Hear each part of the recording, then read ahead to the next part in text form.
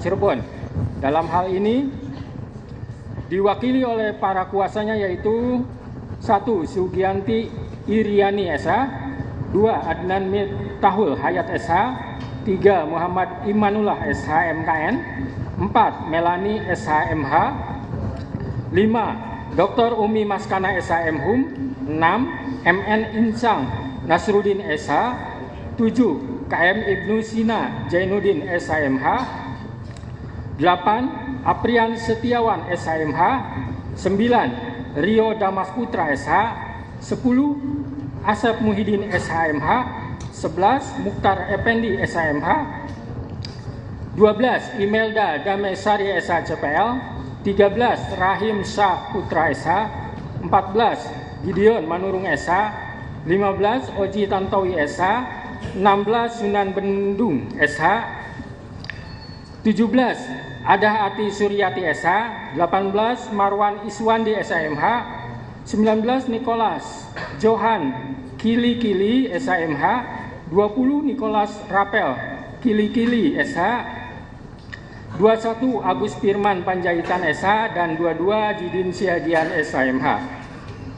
Kesemuanya adalah advokat dan konsultan hukum yang tergabung pada kantor Law Office Sugianti Iriani SH dan rekan yang berkedudukan di Jalan Salam 12B, Blok Kapling, Kelurahan atau Desa Kepongpongan, Kecamatan Talun, Kabupaten Cirebon, Jawa Barat, berdasarkan surat kuasa khusus tertanggal 8 Juni 2024, selanjutnya disebut sebagai pemohon.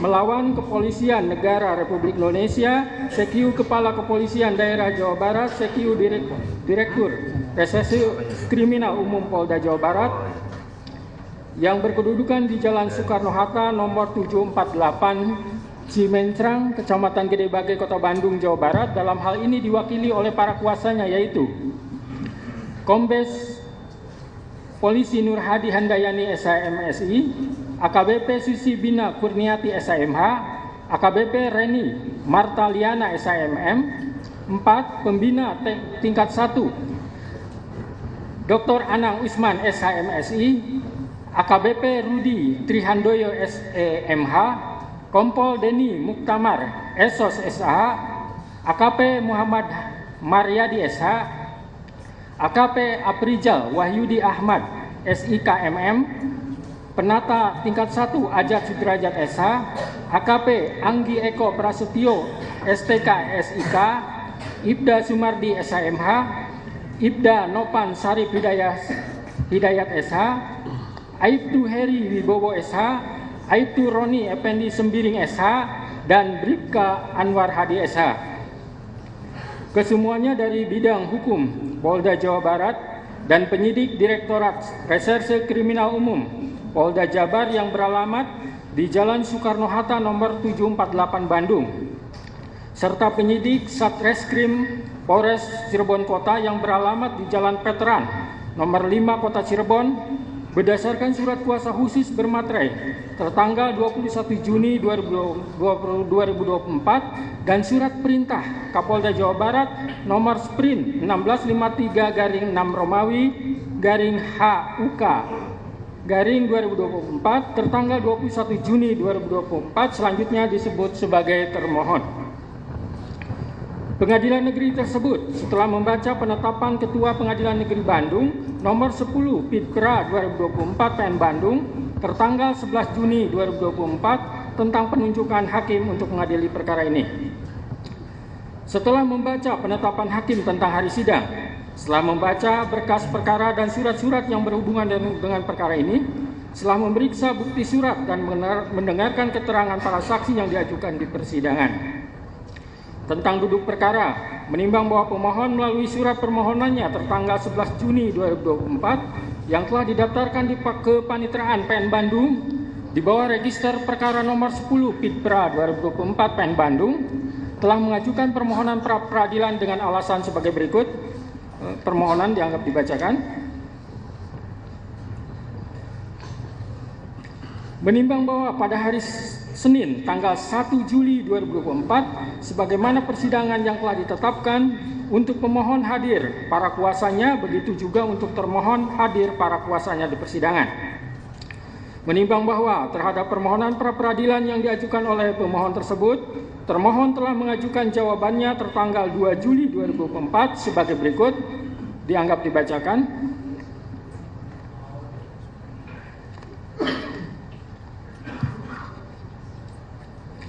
Menimbang bahwa selanjutnya pemohon dan termohon telah mengajukan replik dan duplik masing-masing tertanggal 2 Juli 2024. Menimbang bahwa untuk membuktikan dalil-dalil permohonannya, pemohon telah mengajukan bukti surat selengkapnya. Bukti surat tersebut sebagai berikut, tertanda P1 sampai dengan P31. Menimbang bahwa bukti surat tersebut telah dicocokkan sesuai dengan aslinya, kecuali bukti P1, P3, P16, P17, P21, P25, P26, P27, P28, P29, P30, dan P31 fotokopi dari fotokopi. Sedangkan P13, P14, P15, P18, P19, P23, P24, dan P27 hasil dari print out, dan semuanya telah bermaterai cukup. Menimbang bahwa di samping bukti surat tersebut, pemohon juga telah mengajukan 4 orang saksi yang telah memberikan keterangan di bawah sumpah, yaitu 1 saksi Dede Kurniawan, 2 saksi Agus Kurgunawan, 3 saksi Riana Yolantina, dan 4 saksi Suharsono. Menimbang bahwa pemohon juga telah mengajukan 1 orang ahli yang telah memberikan pendapatnya di bawah sumpah atau janji, yaitu ahli Profesor Dr. Suhandi Cahaya SH MH MBA yang telah memberikan pendapat yang pada pokoknya sebagai berikut, juga dianggap dibacakan. Menimbang bahwa untuk membuktikan dalil-dalil sangkalannya, termohon telah mengajukan bukti surat selengkapnya. Bukti surat tersebut yaitu sebagai berikut, bukti surat T1 sampai dengan bukti surat T77. Menimbang bahwa bukti surat tersebut telah dicocokkan sesuai dengan aslinya, kecuali bukti surat T1, T15, T16, T17, T18, T32, T33, T45, T46, T47, T48, dan T75. Fotokopi dari fotokopi, dan semuanya telah bermaterai cukup. Menimbang bahwa termohon di dalam perkara pra-peradilan akuo tidak mengajukan saksi, akan tetapi telah mengajukan 1 orang ahli, yaitu Profesor Dr. Agus Surono SHMH yang telah memberikan pendapat yang pada pokoknya sebagai berikut, dianggap dibacakan.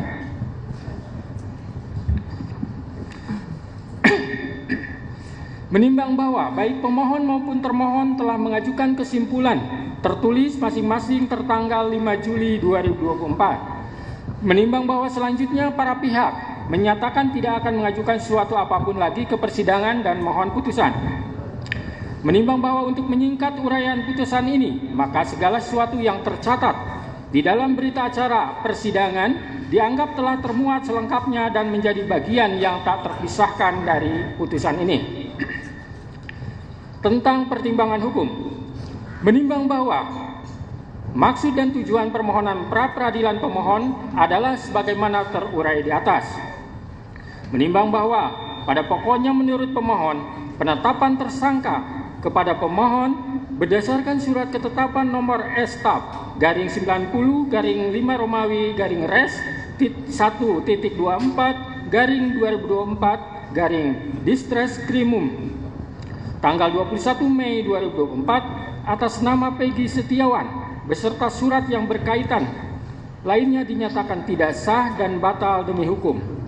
Karena termohon sebelumnya telah mengumumkan DPO pada tanggal 15 Mei 2024 jam 13.42 WIB yang diunggah melalui media hub.polri.go.id khusus untuk atas nama Peggy alias Perong, usia 22 tahun sampai 30 tahun, jenis kelamin laki-laki, keluarga negara Indonesia, tempat tinggal terakhir Desa Banjarwangunan, Kecamatan Mundu, Kabupaten Cirebon, dengan ciri-ciri khusus tinggi 160 cm, badan kecil, rambut keriting, kulit hitam, sebagaimana yang diumumkan oleh Polri sangat jauh berbeda dengan ciri-ciri yang melekat pada diri Peggy Setiawan yang saat ini ditetapkan sebagai tersangka. Bahwa untuk dapat disebut seseorang DPO, maka mengacu pada pasal 17 angka 6 Perkap Kapolri nomor 6 tahun 2019 tentang manajemen penyidikan menyebutkan tersangka yang telah dipanggil untuk pemeriksaan guna penyidikan perkara dan tidak jelas keberadaannya dicatat di dalam daftar pencarian orang dan dibuatkan surat pencarian orang.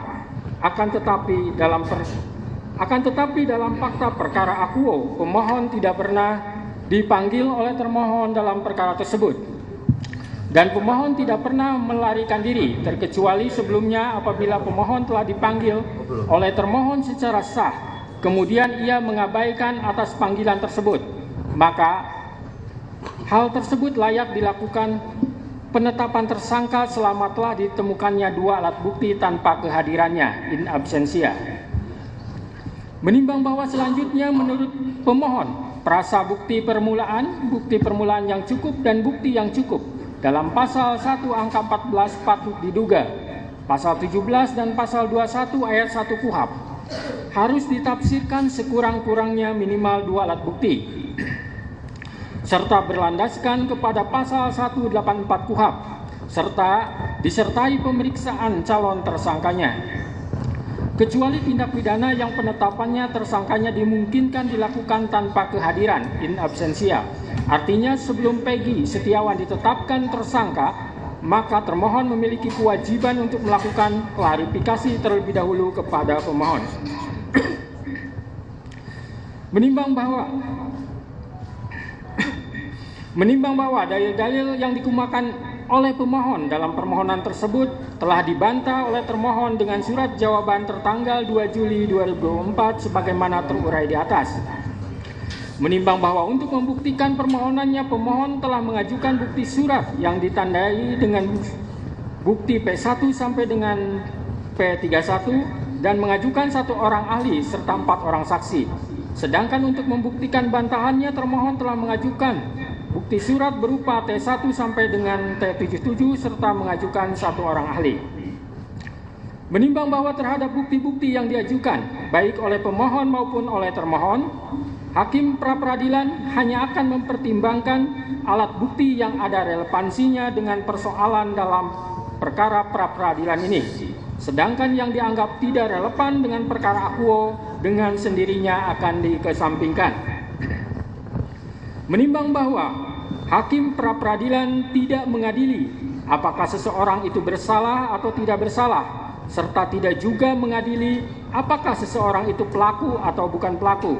Karena sesuai dengan peraturan Mahkamah Agung RI nomor 4 tahun 2016 dalam bab 2 pasal 2 ayat 2 menentukan bahwa pemeriksaan pra-peradilan terhadap pemohon tentang tidak sahnya penetapan tersangka hanya menilai aspek formil, yaitu apakah ada paling sedikit 2 alat bukti yang sah dan tidak memasuki materi perkara.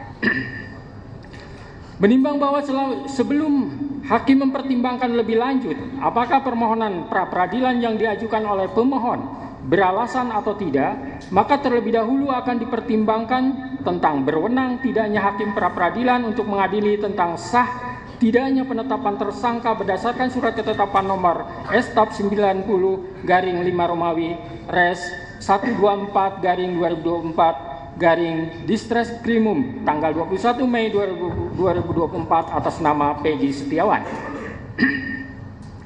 Menimbang bahwa lembaga pra-peradilan adalah merupakan lembaga yang bertujuan untuk mengawasi secara horizontal proses penegakan hukum yang dilakukan oleh penyidik dan penuntut umum, yaitu untuk menguji apakah penyidik atau penuntut umum dalam melaksanakan tugas dan wewenangnya dalam proses penyidikan atau penuntutan telah sesuai dengan ketentuan hukum dan undang-undang yang berlaku, di mana undang-undang telah menentukan secara limitatif kewenangan lembaga pra-peradilan sebagaimana diatur dalam pasal 77 huruf A KUHP, yaitu untuk memeriksa dan memutus a. sah atau tidaknya penangkapan, penahanan, penghentian penyidikan atau penghentian penuntutan. B. ganti kerugian dan atau rehabilitasi bagi seorang yang perkara pidananya dihentikan pada tingkat penyidikan atau penuntutan. Menimbang bahwa apabila mengacu pada ketentuan pasal 77 KUHP, maka jelas pengujian sah tidaknya penggeledahan dan penyitaan tidak termasuk ke dalam kewenangan lembaga pra-peradilan, dan dalam praktek peradilan selama ini, hakim selalu berpedoman pada ketentuan pasal 77 KUHP untuk menentukan kewenangannya dalam memeriksa dan mengadili permohonan pra-peradilan tersebut. Menimbang bahwa akan tetapi setelah adanya putusan Mahkamah Konstitusi nomor 21 garing PUU 12 Romawi garing 2004 yang di dalam amar putusannya menyatakan pasal 77 huruf A Undang-Undang nomor 8 tahun 1981 tentang KUHP tidak mempunyai kekuatan hukum mengikat sepanjang tidak dimaknai termasuk penetapan tersangka, penggeledahan dan penyitaan, yang berarti secara konstitusional telah diakui bahwa penetapan tersangka, penggeledahan dan penyitaan juga termasuk sebagai salah satu kewenangan lembaga pra-peradilan, di mana oleh karena putusan Mahkamah Konstitusi bersifat final dan binding, sehingga mengikat bagi siapapun juga, dan semenjak adanya putusan Mahkamah Konstitusi tersebut telah terdapat beberapa putusan pra-peradilan yang mengakui bahwa penetapan tersangka, penggeledahan dan penyitaan termasuk objek lembaga pra-peradilan.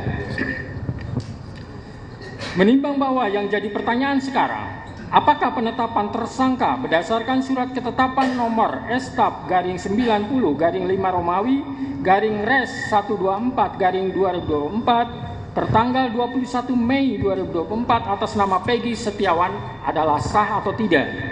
Menimbang bahwa sebelum hakim menjawab pertanyaan tersebut, terlebih dahulu hakim akan mempertimbangkan tentang keabsahan dari penetapan daftar pencarian orang DPO nomor 88 garing 9 Romawi garing 2016 di Treskrim atas nama Peggy alias Perong yang ditandatangani di Bandung 15 September 2016 oleh R. Iman Rahari Janto Esa, Direktur Reserse Kriminal Umum Polda Jabar, dan berita acara pencarian orang yang ditandatangani oleh penyidik Direktorat Reserse Kriminal Umum Polda Jabar tanggal 15 September 2016, pide bukti P1 dan bukti T32.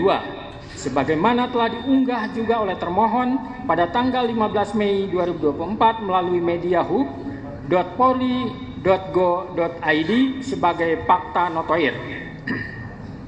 Menimbang bahwa dalam permohonannya pemohon telah mendalilkan bahwa pemohon tidak pernah dipanggil oleh termohon dalam perkara tersebut dan pemohon tidak pernah melarikan diri.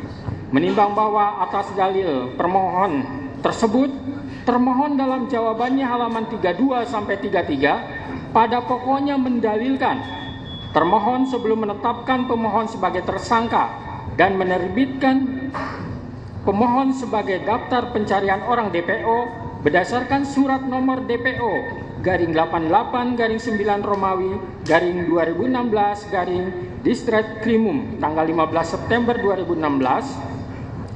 Termohon telah melakukan serangkaian penyelidikan dan penyidikan terlebih dahulu dan telah mendatangi alamat rumah ibu kandung pemohon yang beralamat di Dusun 1 Blok Simaja, RT 002 RW 002, Desa Kepongpongan, Kecamatan Talun, Kabupaten Cirebon, Jawa Barat, pada tanggal 2 September 2016. Namun pada saat itu, ibu kandung pemohon yang bernama Sudari Kartini mengatakan kepada penyidik bahwa saudara Peggy Setiawan tidak ada di rumah dan sedang berada di Bandung. Tidak menyebutkan di mana alamat di Bandung tersebut. Atas dasar keterangan dari ibu kandung, saudara Peggy alias Perong tersebut, kemudian penyidik telah melakukan pencarian terhadap saudara Peggy alias Perong yang dibuktikan dengan berita acara pencarian tersangka atas nama Peggy alias Perong pada tanggal 15 September 2016. Sehingga dengan demikian sangatlah tidak beralasan apabila pemohon masih mempermasalahkan tentang pemanggilan terhadap tersangka Peggy Setiawan alias Perong. Adapun dalam kasus-kasus tertentu berdasarkan pertimbangan penyidik seorang tersangka tidak mesti harus dilakukan pemanggilan terlebih dahulu. Menimbang bahwa terkait sah atau tidaknya penetapan DPO atas nama pemohon karena terjadi dalam rentang waktu antara tahun 2016 sampai dengan tahun 2024, maka hakim akan merujuk pada bukti P16 dan bukti P17 berupa Peraturan Kepala Kepolisian Negara Republik Indonesia Nomor 14 Tahun 2012 tentang Manajemen Penyidikan Tindak Pidana dan Peraturan Kepala Kepolisian Negara Republik Indonesia Nomor 6 Tahun 2019 tentang Penyidikan Tindak Pidana. Menimbang bahwa berdasarkan pasal 31 ayat 1 Peraturan Kepala Kepolisian Negara Republik Indonesia Nomor 14 Tahun 2012 tentang Manajemen Penyidikan Tindak Pidana menegaskan bahwa tersangka yang telah dipanggil untuk pemeriksaan dalam rangka penyidikan perkara sampai lebih dari 3 kali dan ternyata tidak jelas keberadaannya dapat dicatat di dalam daftar pencarian orang DPO dan dibuatkan surat pencarian orang. Menimbang bahwa selanjutnya berdasarkan Peraturan Kepala Kepolisian Negara Republik Indonesia Nomor 6 Tahun 2019 tentang Penyidikan Tindak Pidana, pasal 17 menegaskan bahwa tersangka yang telah dipanggil untuk pemeriksaan guna penyidikan perkara dan tidak jelas keberadaannya dicatat di dalam daftar pencarian orang DPO dan dibuatkan surat pencarian orang. Menimbang bahwa setelah hakim mencermati semua bukti dari termohon, tidak ada satupun bukti adanya surat panggilan yang dilayangkan oleh termohon kepada pemohon, sehingga pemohon tidak mengetahui dirinya masuk ke dalam daftar pencarian orang DPO. Termohon hanya mendatangi rumah pemohon dan bertanya kepada ibu kandung pemohon yang bernama Saudari Kartini yang mengatakan kepada penyidik bahwa Peggy Setiawan tidak ada di rumah dan sedang berada di Bandung tanpa membawa surat panggilan untuk disampaikan kepada pemohon. Menimbang bahwa hakim tidak sependapat dengan dalil dari termohon yang mengatakan tidak perlu pemanggilan terhadap pemohon karena menurut hakim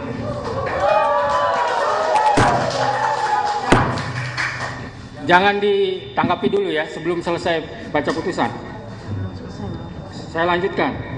Menimbang bahwa hakim tidak sependapat dengan dalil dari termohon yang mengatakan tidak perlu pemanggilan terhadap pemohon karena menurut hakim pemohon dan keluarganya berhak mengetahui bahwa dirinya masuk ke dalam daftar pencarian orang DPO guna pembelaan diri, terlebih lagi kewajiban harus adanya pemanggilan tersebut secara nyata dan tegas telah diatur dalam Peraturan Kepala Kepolisian Negara Republik Indonesia Nomor 14 Tahun 2012 tentang Manajemen Penyidikan Tindak Pidana dan Peraturan Kepala Kepolisian Negara Republik Indonesia Nomor 6 Tahun 2019 tentang Penyidikan Tindak Pidana. Sehingga dengan demikian, menurut hakim penetapan DPO atas nama pemohon yang terjadi dalam rentang waktu antara tahun 2016 sampai tahun 2024 tidak sah menurut hukum.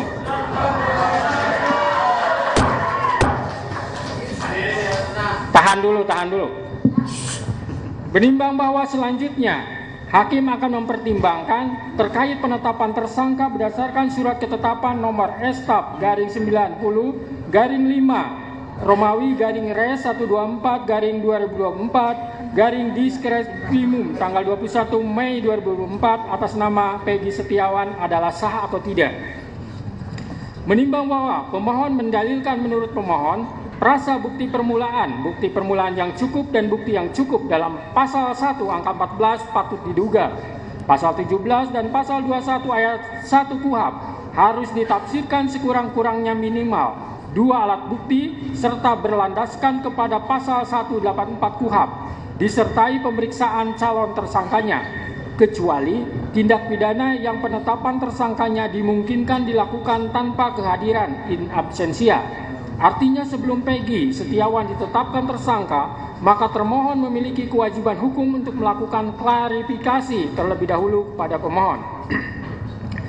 Menimbang bahwa terkait dalil termohon dalam jawabannya pada halaman 27 sampai 28 yang pada pokoknya menegaskan bahwa penetapan tersangka yang dilakukan oleh termohon sudah memenuhi syarat-syarat sebagaimana dimaksud dalam A. Pasal 1 angka 14 Undang-Undang Nomor 8 Tahun 1981 tentang hukum acara pidana menyebutkan bahwa tersangka adalah seseorang yang karena perbuatannya atau keadaannya berdasarkan bukti permulaan patut diduga sebagai pelaku tindak pidana. B. Putusan Mahkamah Konstitusi Republik Indonesia Nomor 21 garing PUU 12 Romawi garing 2014 tertanggal 16 Maret 2015 yang dalam amar putusannya menyatakan prasa bukti permulaan yang cukup dan bukti yang cukup sebagaimana ditentukan dalam pasal 1 angka 14, pasal 17 dan pasal 21 ayat 1 Undang-Undang Nomor 8 Tahun 1981 tentang hukum acara pidana, Lembaran Negara Republik Indonesia tahun 1981 nomor 76 tambahan Lembar Negara RI nomor 3209 tidak mempunyai kekuatan hukum mengikat sepanjang tidak dimaknai bahwa bukti permulaan yang cukup dan bukti yang cukup adalah minimal 2 alat bukti yang termuat dalam pasal 184 Undang-Undang Nomor 8 Tahun 1981 tentang hukum acara pidana. Bahwa dengan sudah terpenuhinya syarat formil dan material terhadap penetapan tersangka Peggy Setiawan alias Peron, maka secara yuridis tindakan termohon akuo adalah sudah sesuai dengan prosedur hukum. Menimbang bahwa sebagaimana dalil pemohon yang telah dibenarkan oleh termohon dihubungkan dengan bukti P9, T33, T34, dan T67 telah terbukti bahwa pemohon ditetapkan sebagai tersangka berdasarkan surat ketetapan tersangka nomor S/TAP garing 90 garing 5 Romawi garing Res 124 garing 2024 garing Diskres Krimum tanggal 21 Mei 2024. Selanjutnya pemohon telah diperiksa sebagai tersangka sebagaimana berita acara pemeriksaan tersangka Peggy Setiawan alias Peron tertanggal 22 Mei 2024 dan tanggal 12 Juni 2024. Menimbang bahwa dari bukti P9, bukti T33, T34, dan T67 tersebut telah terbukti pemohon ditetapkan sebagai tersangka pada tanggal 21 Mei 2024 dan baru diperiksa sebagai tersangka besoknya pada tanggal 22 Mei 2024 dan dilanjutkan tanggal 12 Juni 2024. Menimbang bahwa hakim tidak sependapat dengan dalil termohon dan ahli dari termohon yang berpendapat untuk penetapan tersangka hanya dengan bukti permulaan yang cukup dan bukti yang cukup adalah minimal 2 alat bukti serta tidak harus adanya pemeriksaan calon tersangka terlebih dahulu. Menurut hakim, penetapan tersangka tidak hanya dengan bukti permulaan yang cukup dan bukti yang cukup adalah minimal 2 alat bukti, tetapi juga harus diikuti adanya pemeriksaan calon tersangka terlebih dahulu. Karena hal tersebut sudah jelas dan tegas termaktub dalam putusan Mahkamah Konstitusi nomor 21 garing PUU 12 Romawi garing 2014 tertanggal 16 Maret 2015. Telah memberikan syarat tambahan bahwa selain 2 alat bukti harus dilakukan pemeriksaan terhadap calon tersangka terlebih dahulu, di mana dalam pertimbangannya Mahkamah Konstitusi menyebutkan bahwa agar memenuhi asas kepastian hukum yang adil sebagaimana ditetapkan dalam pasal 28D ayat 1 Undang-Undang Dasar 1945 serta memenuhi asas lex serta dan asas lex stricta dalam hukum pidana, maka prasa bukti permulaan yang cukup dan bukti yang cukup sebagaimana ditentukan dalam pasal 1 angka 14, pasal 17 dan pasal 21 ayat 1 KUHP harus ditafsirkan sekurang-kurangnya 2 alat bukti yang termuat dalam pasal 184 ayat 1 KUHP dan disertai dengan pemeriksaan calon tersangkanya kecuali terhadap tindak pidana yang penetapan tersangkanya dimungkinkan dilakukan tanpa kehadirannya in absentia.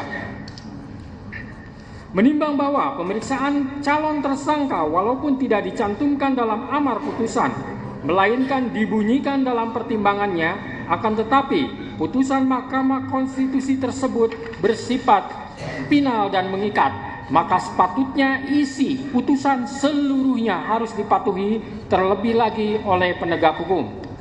Menimbang bahwa keharusan adanya pemeriksaan calon tersangka di samping minimum 2 alat bukti tersebut semata-mata bertujuan untuk memberikan transparansi dan perlindungan hak asasi seseorang agar sebelum ditetapkan sebagai tersangka sudah dapat memberikan keterangan yang seimbang dengan minimum 2 alat bukti yang sah yang telah ditemukan oleh penyidik. Menimbang bahwa oleh karena sebagaimana fakta di persidangan tidak ditemukan bukti satupun yang menunjukkan bahwa pemohon dalam penyidikan yang dilakukan oleh termohon pernah dilakukan pemeriksaan sebagai calon tersangka sebelum ditetapkan sebagai tersangka oleh termohon, maka menurut hakim penetapan tersangka atas pemohon haruslah dinyatakan tidak sah dan dinyatakan batal demi hukum.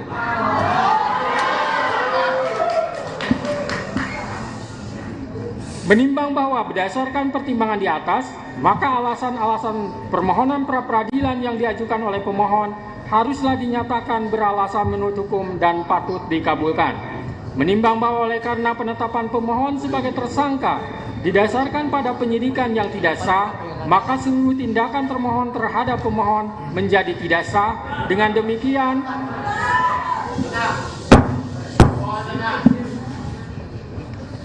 Dengan demikian petitum dalam permohonan pra-peradilan pemohon secara hukum dapat dikabulkan untuk seluruhnya. Menimbang bahwa oleh karena permohonan pra-peradilan pemohon telah dinyatakan dikabulkan untuk seluruhnya, maka biaya yang timbul dalam perkara ini dibebankan kepada negara. Memperhatikan Undang-Undang Nomor 8 Tahun 1981, Putusan Mahkamah Konstitusi Nomor 21/PUU 12 Romawi/2014 serta peraturan lain yang bersangkutan. Mengadili 1. Mengabulkan permohonan pra-peradilan pemohon untuk seluruhnya. 2. Menyatakan proses penetapan tersangka kepada pemohon berdasarkan surat ketetapan nomor STAP/90/5 Romawi/Res124/2024/Diskreskrimum tanggal 21 Mei 2004 atas nama Peggy Setiawan beserta surat yang berkaitan lainnya dinyatakan tidak sah dan batal demi hukum.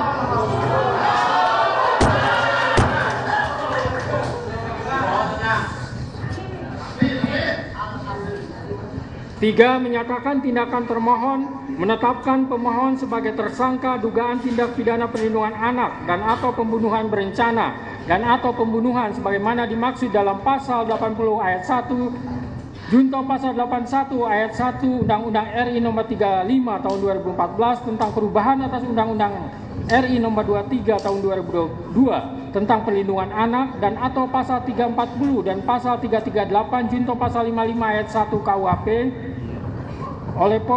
oleh Polri Daerah Jawa Barat Direktorat Reserse Kriminal Umum termohon adalah tidak sah dan tidak berdasarkan atas hukum. 4. Menetapkan surat ketetapan tersangka nomor STAP/90/5 Romawi/Res124/2024/Diskreskrimum tanggal 21 Mei 2004 batal demi hukum. 5. Menyatakan tidak sah segala keputusan dan atau penetapan yang dikeluarkan lebih lanjut oleh termohon yang berkenaan dengan penetapan tersangka atas diri pemohon oleh termohon. 6. Memerintahkan kepada termohon untuk menghentikan penyidikan terhadap perintah penyidikan kepada pemohon. 7. Memerintahkan kepada termohon untuk melepaskan pemohon dari tahanan.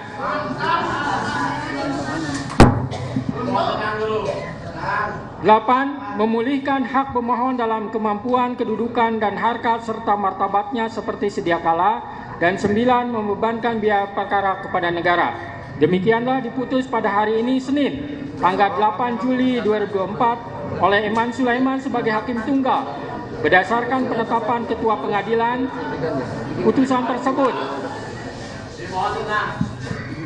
putusan tersebut diucapkan dalam persidangan yang terbuka untuk umum pada hari ini oleh hakim tersebut dengan dibantu oleh Muhammad Al-Atta sebagai panitera pengganti pada PN Bandung dengan dihadiri oleh kuasa pemohon dan kuasa termohon. Demikian putusan sudah dijatuhkan. Intinya permohonan pra-peradilan dari pemohon dikabulkan.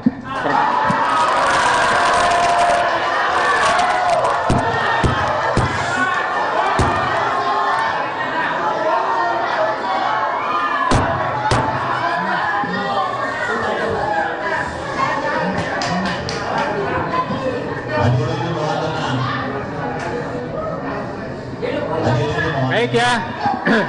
Baik, dengan telah dibacakannya putusan tersebut, maka perkara pra peradilan atas nama Saudara Peggy Setiawan selesai dan sidang dinyatakan ditutup.